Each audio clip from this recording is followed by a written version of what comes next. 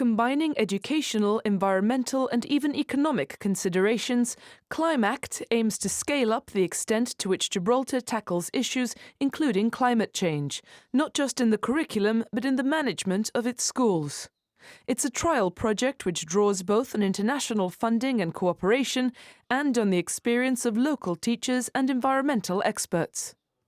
It's not enough to teach young people and children that we've got to be aware and look after our environment. We actually have to show that the institutions in which they are being taught look after the environment. And that's essentially what we're doing. We're auditing what we do, and we're trying to change the ways in which we do things in order to improve our environmental performance. Starting with 8 schools, the Department of the Environment will carry out audits and produce reports highlighting areas for improvement, while the schools will build on environmentally sustainable practices. Well, for example, we have recycling bins. We take great care about what happens to our rubbish. Things like switching off lights. Have we got the best lights possible, the most energy efficient lights? Other projects to do with what children can do in order to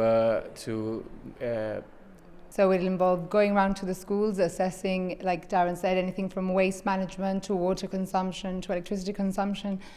And perhaps the most important part, the way that I think we both see it, is getting the students involved.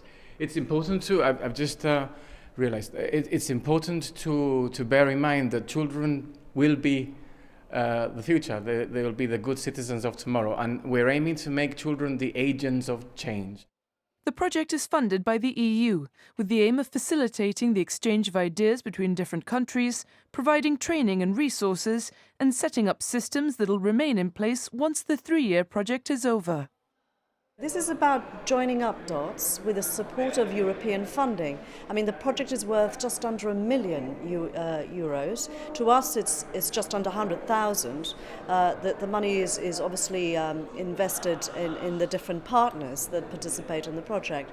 But it's a significant boost for us to help us re-energise work in this area. The Minister for Education and the Environment said engagement by teachers and students in projects such as these is important for the future, not only of our community, but of the world.